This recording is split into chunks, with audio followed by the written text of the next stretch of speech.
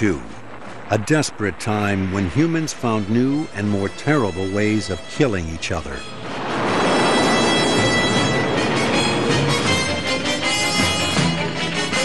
Out of this desperation came the Japanese suicide bomber known as the Kamikaze.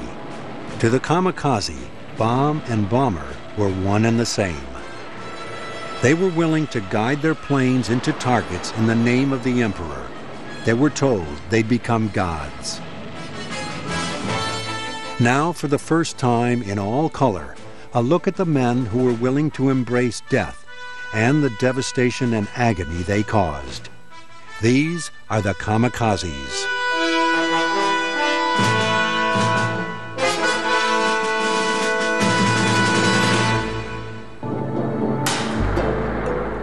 In the final 10 months of World War II, the empire of the rising sun was in dire circumstances. As a last-ditch weapon, Japanese admirals and generals directed over 2,500 men to forfeit their lives as part of organized suicide missions. The world remembers them today collectively as kamikazes.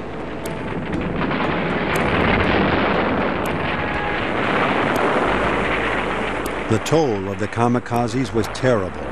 Scores of Allied ships were sunk or damaged beyond repair.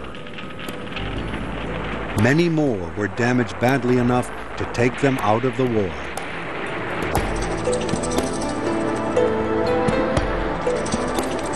More than 7,000 Allied servicemen and women lost their lives due to the aerial suicide bombings from the advent of the Kamikaze Corps.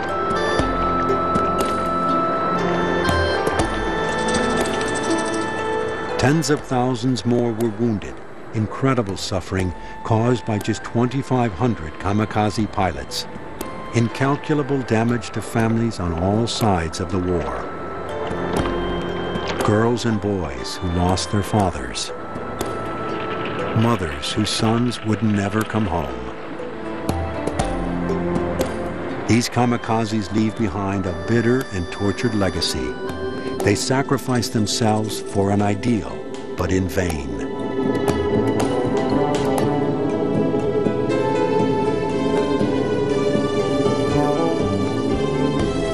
Their name means divine wind. They were to blow back the invaders. The wind was strong, but did not prevail.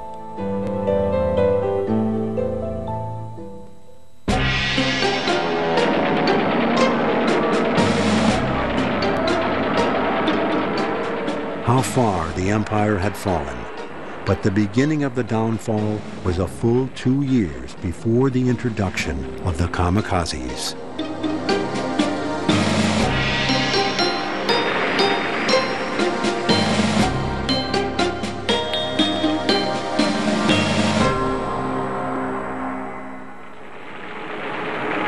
After the Japanese attack on Pearl Harbor stunned the world, American forces had rallied to prepare a global assault on the aggressor.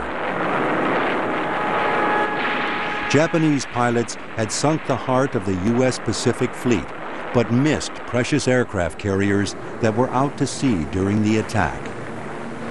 Those flat tops would form the core of a counterattack meant to level the playing field in the Pacific.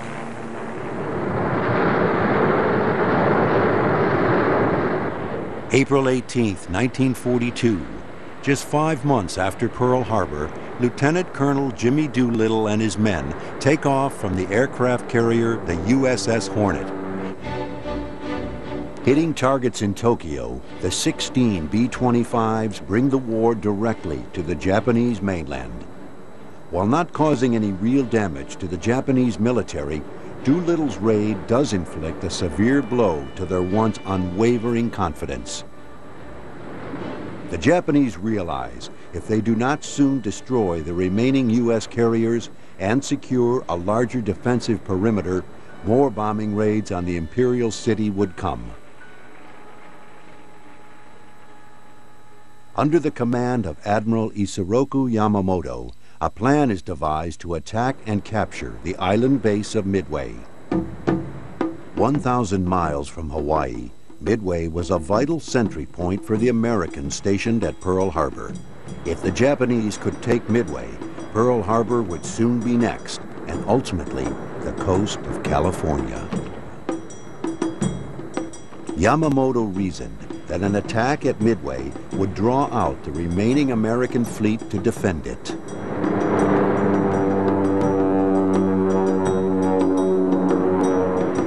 With Japan's naval superiority, he felt assured not only of victory, but of once and for all administering a knockout blow that will eliminate the U.S. as a threat in the Pacific. The attack plan had all the earmarks of success. However, it would lack the one crucial advantage the Japanese had at Pearl Harbor: surprise. Unbeknownst to the Japanese, by early 1942, the Americans had broken most of their communication codes. In the spring of that year, intercepted Japanese transmissions were referring to a pending operation in which the target was codenamed AF. The only question for the Americans, what did AF stand for? Naval intelligence determined the most logical designation for AF must be Midway, but how to be sure? May 1942. Admiral Chester W. Nimitz orders Midway to send out urgent messages indicating that the island's water treatment plant had been damaged and that fresh water was needed immediately. The deception worked. Only days later, codebreakers monitored the following enemy transmission: AF is out of water. AF is out of water. Assured of the intended target, Admiral Nimitz called in his fleet. When the battle for Midway begins, 3 carriers, 14 destroyers, 8 cruisers, and a host of airplanes all waiting for the rising sun. But while the U.S. forces would have surprise on their side, the numerical superiority was firmly with the Japanese, having 4 times the amount of naval and air forces. On the morning of June 4th, 1942, 200 miles northwest of Midway, the Japanese carrier force, led under Vice Admiral Chuichi Nagumo, moves forward and launches their planes to attack. Although the Americans knew ahead of time about the oncoming assault, Japanese fighters proved to be difficult targets as they swarmed down on the island. Black smoke filled the air as planes and oil tanks burned throughout the morning.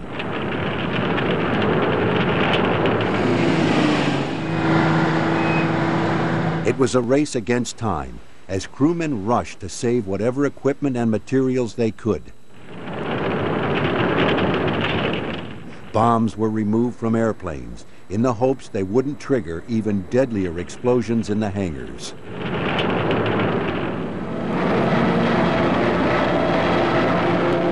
The men on the ground were shooting rounds of anti-aircraft fire at incoming planes, but it was a difficult task against the Japanese Zeros, one of the quickest and most maneuverable fighters in the early stages of the war.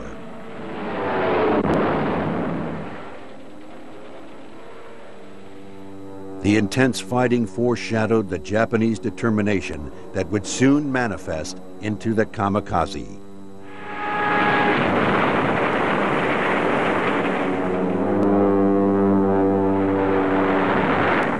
The American counterattacks followed as fighters and torpedo bombers from Midway, as well as the aircraft carriers Enterprise, Hornet, and Yorktown, stormed in on the Japanese fleet.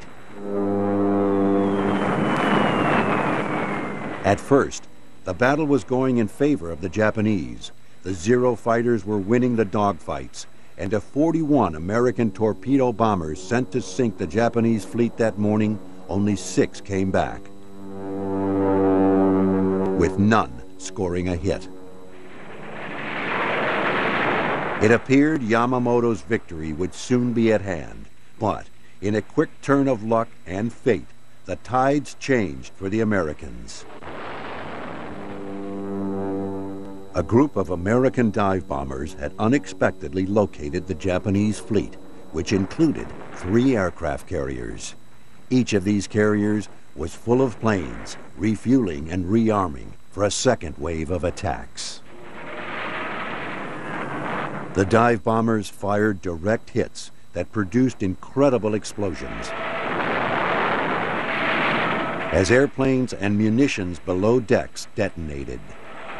Within 24 hours, several Japanese ships were out of commission, and 4 aircraft carriers were at the bottom of the Pacific. By June 6th, just 2 days after their first strike, the Japanese were in full retreat. In the end, the battle cost the Japanese 4 carriers, 322 planes, and 3,500 men, including their best aviators. The defeat at Midway was the turning point in the Pacific War. For the first time in the war, Japan was on the defensive. Now that both sides were more evenly matched, the Japanese knew that they would have to change their strategy against the Americans. Yamamoto had spent time in the U.S. before the war and knew the Americans well.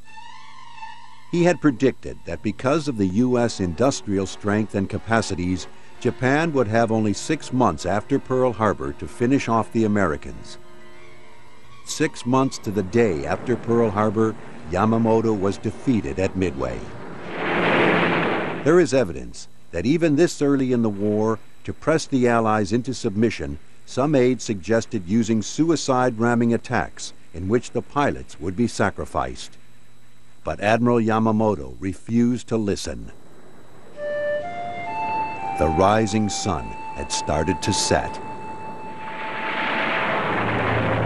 The humiliation of the first naval defeat for Japan since the 1500s caused the average Japanese citizen to wonder, perhaps for the first time, why they were fighting. We started hearing about the defeat at Midway from the carrier pilots. The more I heard their stories, the angrier I was. Not towards the enemy, but towards Vice Admiral Nagumo and his staff who took command. Yasunaga Hiroshi, pilot. In addition to the aircraft carriers which were saved from Pearl Harbor, the Americans developed faster and more maneuverable Essex-class carriers, which they were churning out at an astonishing pace. These floating cities of 3,500 men were getting closer and closer to being able to reproduce the old 1942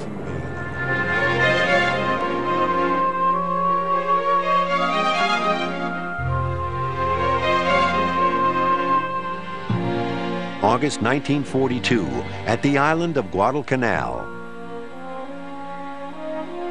Here, the Japanese were building an airfield that would enable them to cut the critically important U.S.-Australian lifeline in the South Pacific.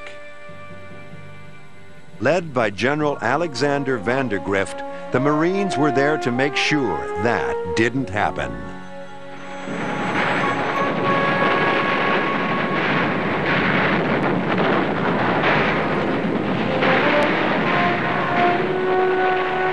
Coming ashore was easy, as the Japanese fled to the interior of the island. By August 8th, the Americans had control of the airstrip. But taking the entire island would be much tougher for the Marines. They would have to overcome both the tenacious Japanese defenders and the sweltering jungle temperatures. At Guadalcanal, each side would pour in troops and materials to try to tip the balance in their favor. The Japanese finally withdrew from the island in January 1943.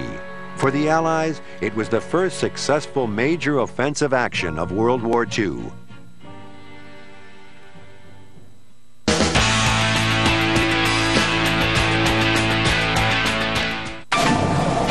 In the icy cold of the Baltic Sea, death knows no prejudice. kohe hakkas mul siin niimoodi tööle, et mis on siin vahitull püsti välja. The last 60 minutes of the worst maritime disaster in Europe that killed 852 passengers and crew. 0 hour. The sinking of the Estonia premieres tonight on Discovery Channel. Every culture across the globe has a dragon's legend. People that could have never spoken to one another shared visions of the same creature. Unless, of course, dragons were real. Dragons, a fantasy made real. Premieres Sunday, February 12th on Discovery Channel. We're ready, crew. What's better, a Ferrari or a Porsche? What's a smile on my face? A Ducati or a Y2K? Why would you put a jet engine in a motorcycle? Because we can. A Spitfire or a Mustang? Ferociously fast. Will you agree with our panel of experts? Awesome. Legend. Number one. As they have the final word on the greatest machines ever built. The greatest ever. Thursday nights on Discovery Channel.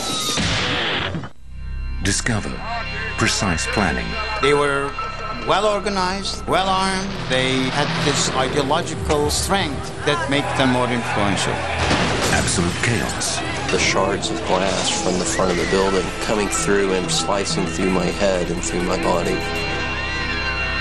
Discover supernatural thrills. We know that evil exists in the world. Paranormal chills. I could sense that someone was there. Get out of my house! Do you hear me? Get out of my house! Discover the will to survive. And I can feel the power of the river. I cannot breathe. I feel I'm dying. The ultimate sacrifice. Deep down, we both knew that it was the only thing we could really do. Discover the human limit.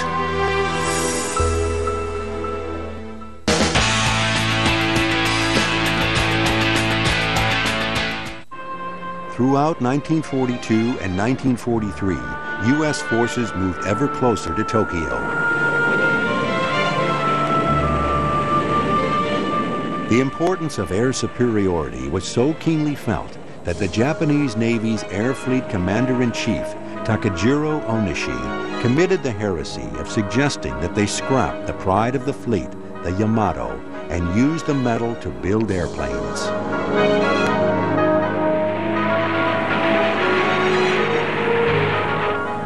But a lack of airplanes wasn't the only problem.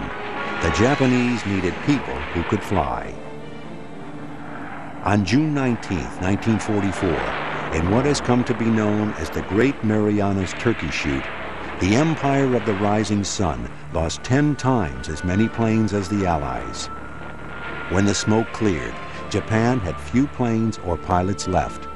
And while more planes could be built, trained and talented aviators were not so easy to replace. As the Allies continued their island-hopping campaign, the Imperial Armed Forces found themselves in increasingly dire straits. The Mitsubishi Zero, which had ruled the skies at the beginning of the war, could not go as high or as fast as the new American fighters. Very soon, the U.S. forces would be close enough to threaten the home islands. Meanwhile, in Europe, the Allies had already made their D-Day landing in Normandy and were moving on to liberate Paris. After that, it would be on to Berlin. Hitler was in serious trouble, and Japan was facing up to the possibility that it might lose the first war in its history, and it had no friends left to help it. It was a bitter pill that the Emperor's military leaders were not ready to swallow. With the Axis crumbling, it would soon be Japan versus the rest of the world.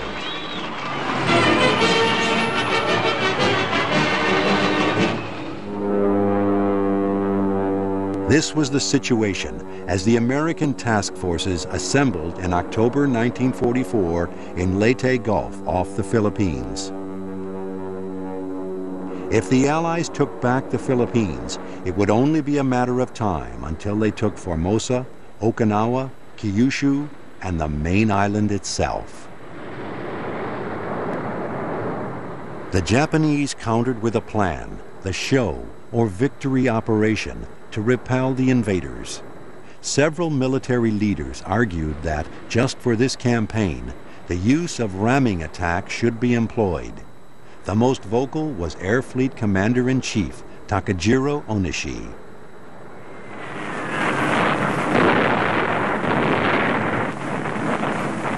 In the 21st century, we have become used to technology like heat-seeking missiles and smart bombs.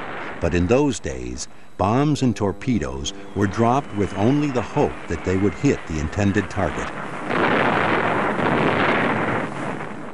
The Allies would drop 3 and 4 times the amount of bombs necessary to disable a target, knowing that much of the bomb load would not hit the intended objective. The Japanese military simply didn't have those kinds of resources. But what if every hit counted, reasoned Onishi? What if the bomb could be guided so that each and every one reached its target every time? One airplane, one ship went the theory. But the theory needed to be proven. Rear Admiral Masafumi Arima decided that he was just the man for the job. He boarded his plane and didn't stop until he found an aircraft carrier. The crew of the USS Franklin watched in astonishment as he got closer and closer. Maybe the pilot was dead and had lost control. Still, it looked like he was aiming for the deck. Arima slammed into the Franklin. The date was October 13th, 1944. Thousands more would follow him over the next 10 months. The Kamikaze, the divine wind, was born. No one could have predicted that the wind would soon become a full-fledged storm.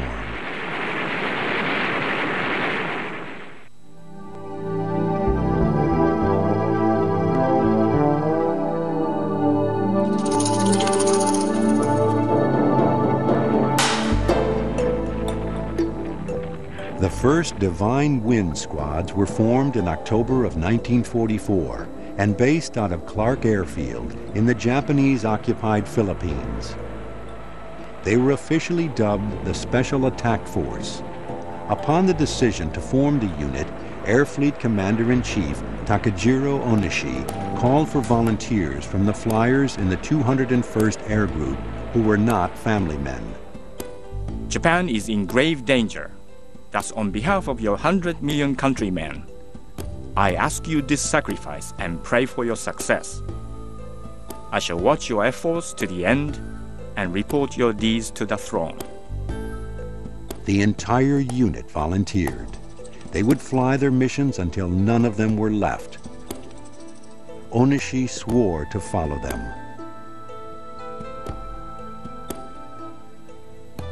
These volunteers were a tremendous roadblock to the Allies' plans to take the Philippines back. As the Battle of Leyte Gulf began on October 22nd, fear and panic reigned on the American side because indeed there was little defense against the new kamikaze squads. At first, they were believed to be ordinary pilots with engine trouble trying to do some extra damage. But as the numbers increased, the reality sunk in. An innovation of this battle is the suicide dive. A countermeasure must be found soon. Captain Ray Tarbuck, Senior Naval Representative to General MacArthur. Unlike a high-altitude bombing run, the kamikaze strike was almost a personal assault, an aviator's version of hand-to-hand combat. I can still see his helmet, goggles, and face as the plane and pilot sank into the sea. Tommy Alexander, USS Princeton. Even when they missed, Japanese special attack fighters got closer to their prey than ever before. Here, the crew of the USS Essex watches in horror as the pilot follows his plane into the water. We didn't see him until he was about 8,000 yards away. This one came in low and fast, and how he ever got through all the stuff we threw at him, I'll never know. But he did. Lieutenant Harry Stanley, Gunnery Officer, USS Bush.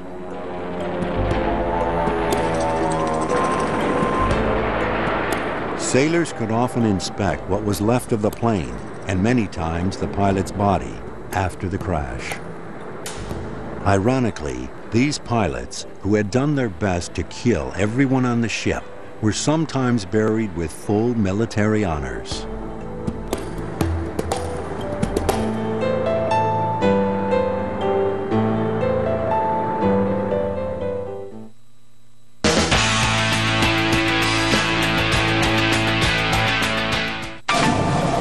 In the icy cold of the Baltic Sea, death knows no prejudice. kohe hakkas mul siin niimoodi tööle, et mis sa siin vahid, hull püsti, välja. The last 60 minutes of the worst maritime disaster in Europe that killed 852 passengers and crew. 0 Hour. The sinking of the Estonia premieres tonight on Discovery Channel. This is a land of extremes and contrasts. A home to a diversity of wildlife, where the most unique and weirdest animals and plants live in some of the toughest but most beautiful landscapes imaginable. Wild Australasia premieres tomorrow night on Discovery Channel. Deep in the Carpathian Mountains, an amazing discovery has been made. A completely intact, perfectly preserved body has been found. A creature that we've always believed was a legend may have actually existed. Dragons, a fantasy made real, premieres Sunday, February 12 on Discovery Channel. We're ready, crew. What's better, a Ferrari or a Porsche? What's a smile on that face? A Ducati or a Y2K? Why would you put a jet engine in a motorcycle? Because we can. A Spitfire or a Mustang? Ferociously fast. Will you agree with our panel of experts? Awesome. Legend. Number 1. As they have the final word on the greatest machines ever built. The greatest ever, Thursday nights on Discovery Channel. Honda presents Animal Planet Insights in February. A Giant's Point of View, television. Once thought extinct, Bhutan, the lost dragon. Worshipped and defiled, sacred animals of the pharaohs. A lifelong mission of love. They call him Chantek. Every Sunday night on Honda Presents Animal Planet Insights in February. These programs brought to you by Honda, the power of dreams.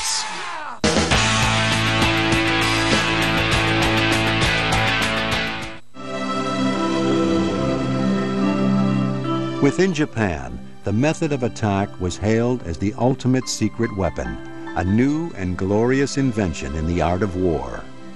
The Knights of the Divine Wind were cheered as saviors and as gods. The Kamikaze Corps guards the imperial nation and has admirably demonstrated the pure hearts of the Japanese. Radio Tokyo, October 28, 1944. One mother wrote to her child in the Corps, "You are my son, and you are not my son. You are the son of the Emperor." U.S. admirals agonized over what to do about the suicide bombers.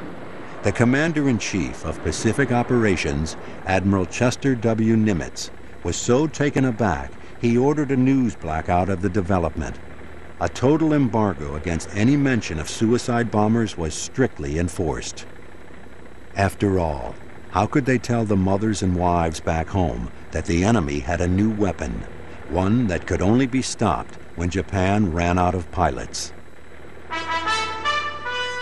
Japanese Air Fleet Commander Onishi realized that there was great support among the U.S. public for the war, but he also gambled that the kamikazes would terrify the Americans into negotiating a truce. The U.S. news embargo was proof that Onishi was onto something.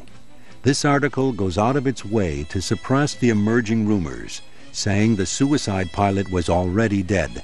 The real truth was too horrible to reveal. Navy gunners knew how to aim at the broad underbelly of enemy planes, which they had dubbed with colorful names like Oscar and Val. But a plane diving down right above you is much harder to hit with anti-aircraft artillery. This fact allowed the Japanese Special Attack Forces to inflict severe damage on Allied ships as the Battle of Leyte Gulf raged on during October 1944. The method was so revolutionary that U.S. anti-aircraft guns had to be reconfigured to prevent them from hitting their own superstructure. From the beginning, there were two main plans of attack employed by the Divine Wind. The first, favored by Air Fleet Commander-in-Chief Onishi, involved flying toward the target at a very low altitude, right above the waves, in order to evade radar.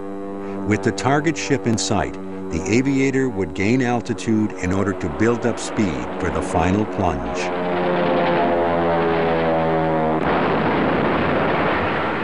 The second method, favored by the Japanese Army Air Force, which soon formed its own special attack force, worked best when there was heavy cloud cover. It called for the pilot to climb to extreme heights and then come down at an angle as the target ship came in range. Either way, these were far from the spur-of-the-moment attacks the Allies first thought they were witnessing. About the best that the gunners could hope to do was throw all the ack-ack artillery they could at a plane until it either disintegrated or fell into the sea and out of harm's way. The pilots were instructed to aim for the flat-topped elevators. In many ways, the elevator was the heart of the carrier. Thus, a blow to the lifts would cause the maximum damage, since it would take out as many airplanes as possible in the hangar and at the same time make normal flight operations, including storing and moving the aircraft, impossible. Others were told to take out the decks that served as the floating tarmac for these mobile air bases. Because the Americans used wooden decks, even a glancing blow could shut the ship down for weeks.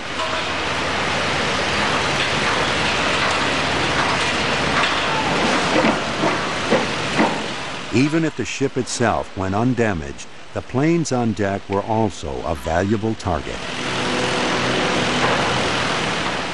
Because the carriers stored ammunition and fuel for their aircraft, and because the Japanese special attack planes were equipped with 550-pound bombs themselves, the high-velocity dives caused violent explosions.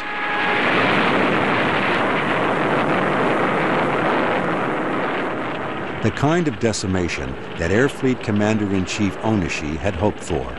In fact, the Zero fighter's downfall, the reason it had been derided as a gas tank with wings, made it a very effective suicide bomb. Its lack of armor almost guaranteed explosion on impact, and the more fuel aboard, the better. Overpowering fires often ensued. Only the skill and bravery of the damage control parties kept the casualty numbers from being catastrophic.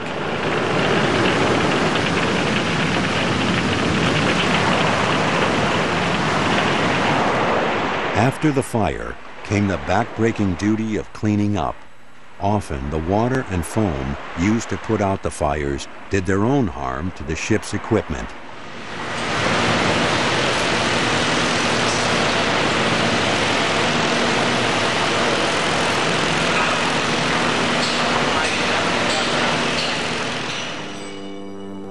To the pilots of the Divine Wind, the only thing more harrowing than the prospect of dying was the prospect of not dying. Not being able to find the enemy ships.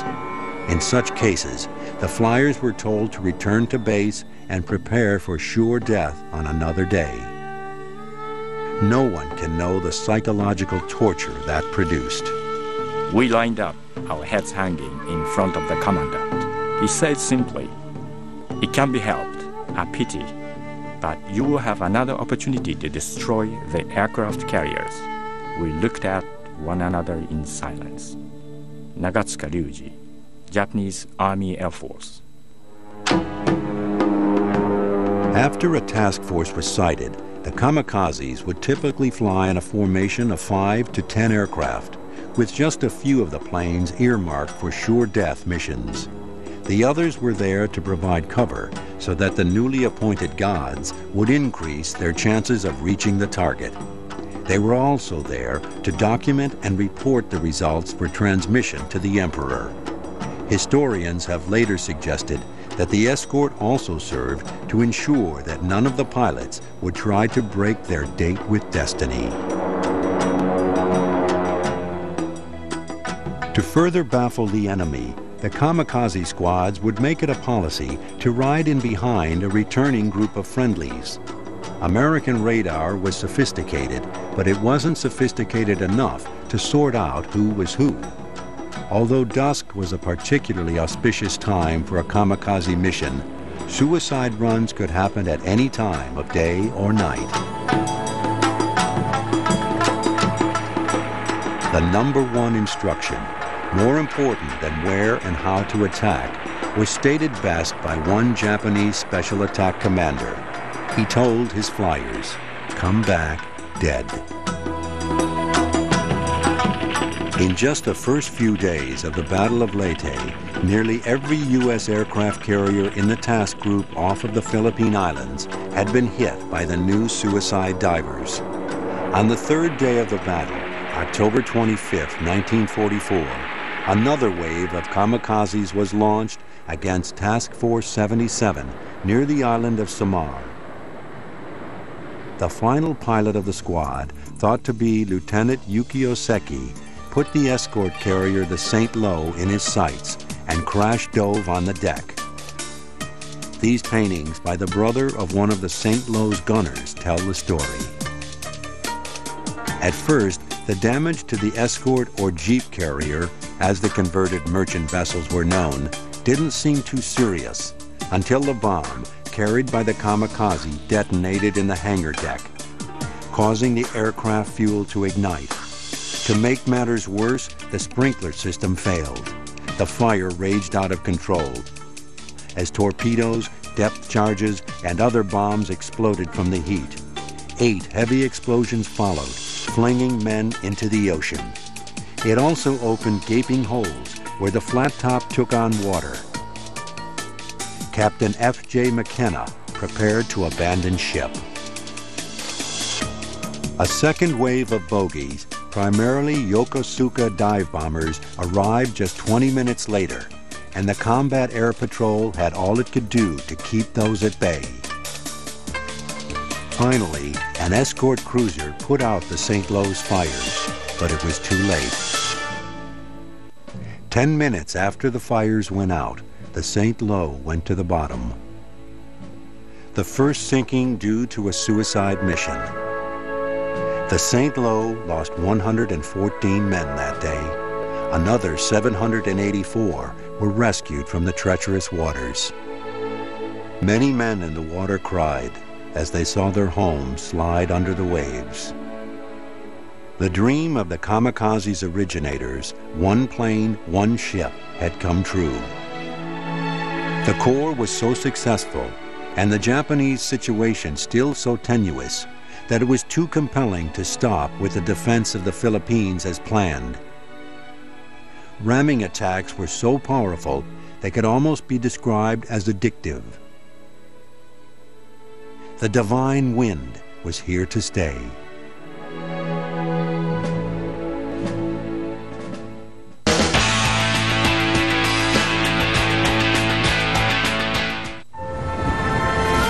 This is a land of extremes and contrasts, a home to a diversity of wildlife, where the most unique and weirdest animals and plants live in some of the toughest but most beautiful landscapes imaginable.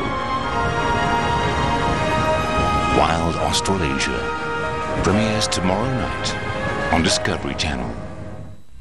Discover precise planning. They were well organized, well armed. They had this ideological strength that made them more influential. Absolute chaos. The shards of glass from the front of the building coming through and slicing through my head and through my body. Discover supernatural thrills. We know that evil exists in the world. Paranormal chills. I could sense that someone was there. Get out of my house! Do you hear me? Get out of my house! Discover the will to survive. And I can feel the power of the river. I cannot breathe. I feel I'm dying. The ultimate sacrifice. Deep down, we both knew that it was the only thing we could really do. Discover the human limit. In the icy cold of the Baltic Sea, death knows no prejudice. kohe hakkas mul siin niimoodi tööle, et mis sa siin vahid, hull, püsti, välja. The last 60 minutes of the worst maritime disaster in Europe that killed 852 passengers and crew. 0 Hour. The sinking of the Estonia premieres tonight on Discovery Channel. Animal Planet's lessons on pet care. Pets are artistic. Get creative. Pets are neurotic. Manage their fears. Pets get stressed. Give them a massage. Still unsure on how to handle them? Here's a series that will keep you clued in on what you'd need to know about your pets. Petsburg, weekends on Animal Planet.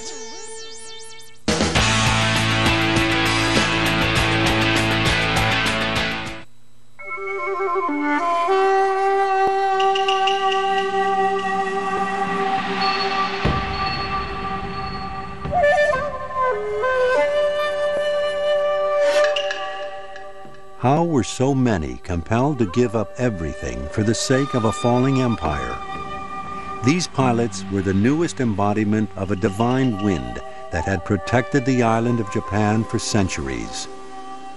The year 1281, Kublai Khan has decided that the Mongolian Empire should expand to the islands of Japan.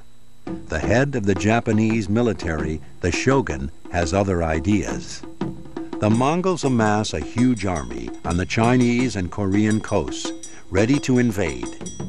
Badly outnumbered, the Japanese warriors wonder how long they can fend off the enemy. Then, a typhoon arrives, destroying the invading armada and saving Japan. The storm is attributed to the sun goddess. The tale has been told to every Japanese schoolboy and girl since. This event took place as the feudal system in Japan was developing.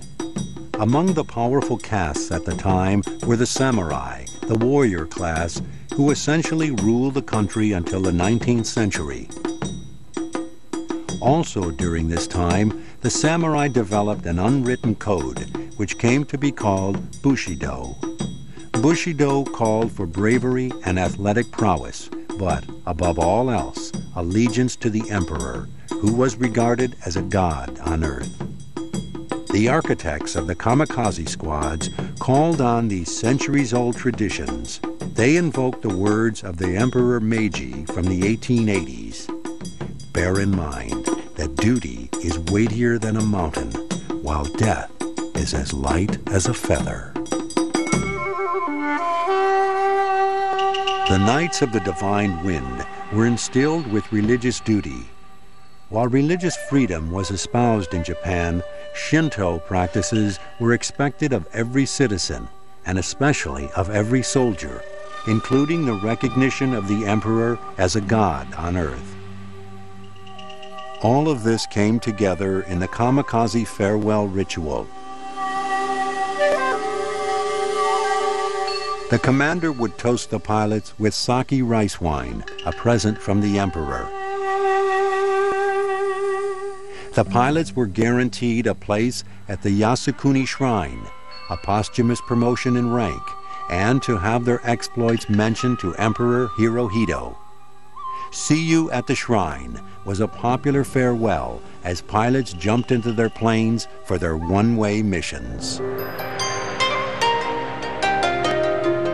Japan was a refined culture, of which these pilots were rightfully proud. They were told by their superiors that their sacrifice was the only way to preserve that culture, the only way to preserve their very homes. The security, the very existence of our families was threatened. Women, children, and old men had already been among the innumerable and pathetic victims of bombing and machine gun fire. It was therefore natural that we should go to any length, regardless of our own safety, to protect our families. Nagatsuka Ryuji, Japanese Army Air Force.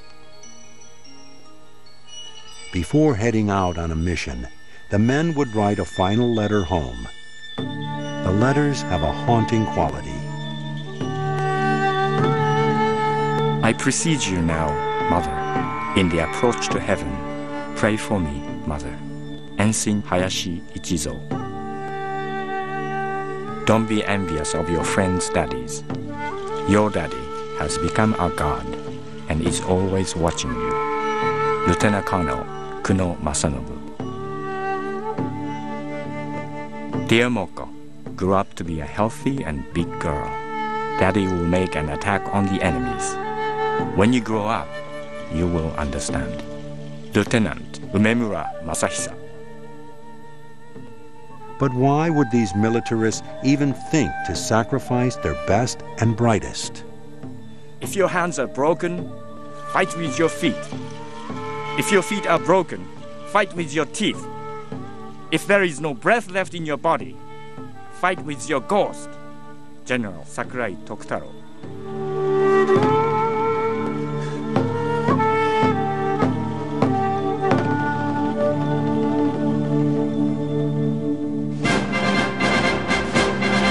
As the ships in the Leyte Gulf prepared to commence the largest naval battle in history, General MacArthur made his triumphant landing on Philippine territory. It had been a grueling year and a half since the Japanese occupied the Philippines in the wake of their success at Pearl Harbor, and General MacArthur, forced off the island, vowed, "I shall return."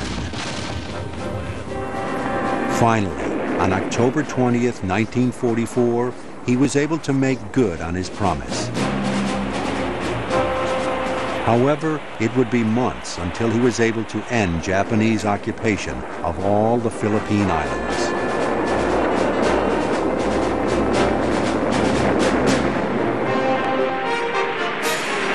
As the Allies continued to press through the scattered Philippines, from late October past the New Year, kamikazes attacked the ships in the Lingayen Gulf in an effort to stave off the invasion of the island of Luzon, home of the Philippine capital, Manila. The lower admirals implored the U.S. Pacific commander, Admiral Nimitz, to order raids on the airfield from which these aerial assaults were originating, but resources were already spread thin. One of those admirals, William Bull Halsey, who headed the kamikaze vulnerable Third Fleet, prevailed, and carrier planes began working over Japanese-controlled Clark Field and the other suspected air bases. Unfortunately, Japanese mechanics had become masters at hiding the aircraft in the nearby jungles and constructing decoys to park on the field. The U.S. bombed many Zeros during those months, not realizing that many of them were mere plywood mock-ups. It would be some time before Allied planners would catch on. To them, it just seemed that somehow the kamikazes kept coming and coming. As did the carnage. On October 30th, 3 fleet carriers near the Philippine island of Cebu took serious hits. Gas fires raged on the Intrepid, but the fearless control team tackled the blaze swiftly and skillfully. The damage to the Franklin, which was the first carrier to be hit by a kamikaze just 2 weeks before, was the worst of the three, but casualties were relatively light. The dead and wounded on the Belleau Wood were a different story. 92 men perished. Another 54 were seriously injured.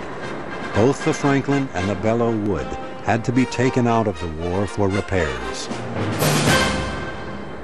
Through October and November, highly prized fleet carriers like the Lexington, the Essex, the Hancock, as well as nearly every one of the smaller escort carriers, had fallen prey to the Japanese Special Attack Forces in the Philippines. Tension mounted on board as the crew began to feel like sitting ducks. As the new year approached, both sides prayed for an end to the war on their own terms. The Japanese prayed for the invaders to be repelled by their gods of the divine wind. And the Allies prayed that the Emperor would realize the folly of continuing a war that he could not win. Both sides would have to wait for an answer to their prayers. The year went out on a terrible note as a typhoon blew in on December 17th, as if to repeat the divine wind from which the kamikazes took their name. It found Halsey's fleet, and however he tried to evade it, it seemed to follow him. The fleet floundered, losing more than 800 men.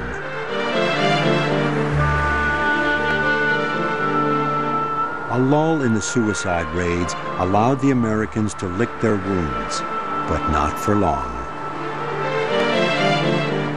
Desperate for targets and dreading returning to base without completing their missions, the kamikazes started threatening smaller ships. And as 1944 became 1945, the assaults heated up once more. Those smaller ships bore the brunt of the renewed Japanese vengeance. December 28, 1944. Here a cameraman, caught in full-fledged kamikaze assault, doesn't know where to point his camera. He just missed a suicide plane slamming into the ammunition ship, the USS John Burke. The Burke was destroyed in seconds, with the loss of every single man on board.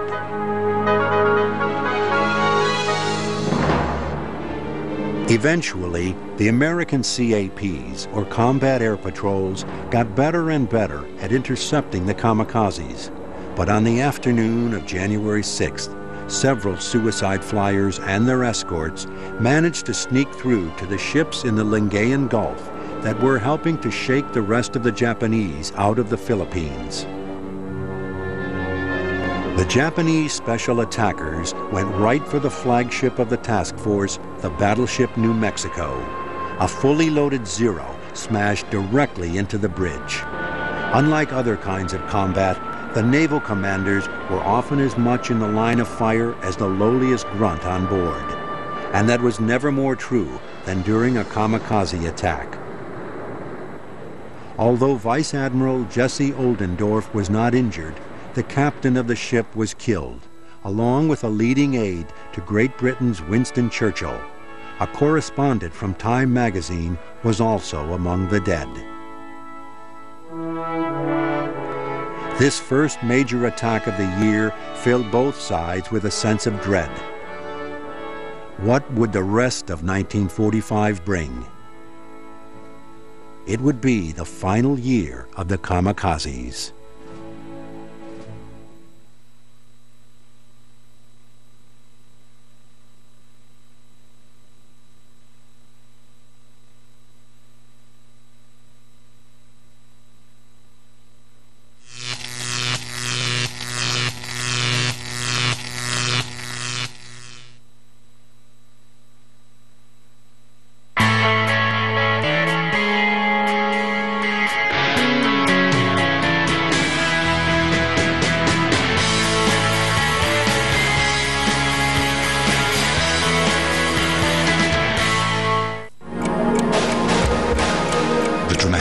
60 minutes that changed reality. The countdown is back. 0 Hour. New episodes tonight on Discovery Channel. Every culture across the globe has a dragon's legend.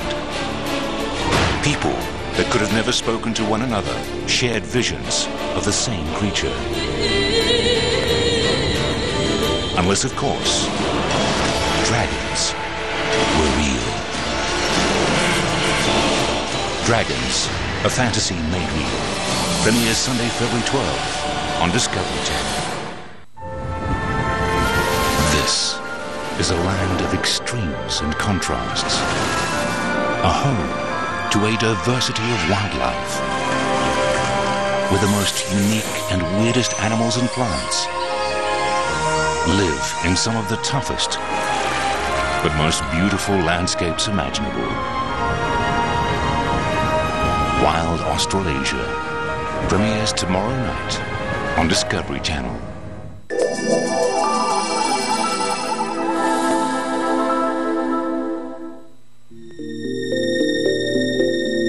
Off the eastern shores of the island of Honshu is one of the most beautiful places in Japan, the Bay of Matsushima.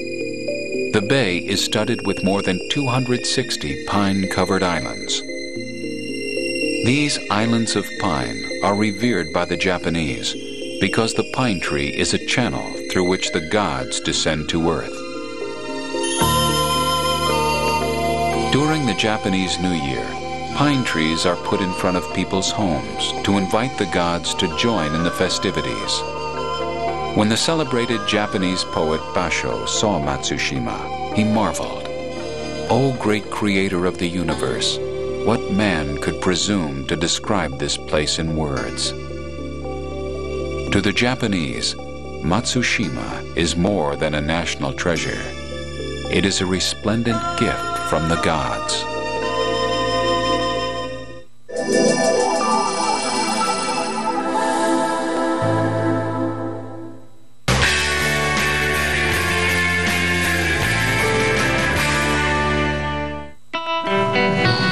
This February on Discovery Channel. The most important space shuttle mission in NASA history, where failure could mean the end of human space exploration for the US. Space Shuttle Countdown to Comeback. Ambitions, money, and fraught tempers. The people behind the building of the largest architectural projects of our time. Kings of construction.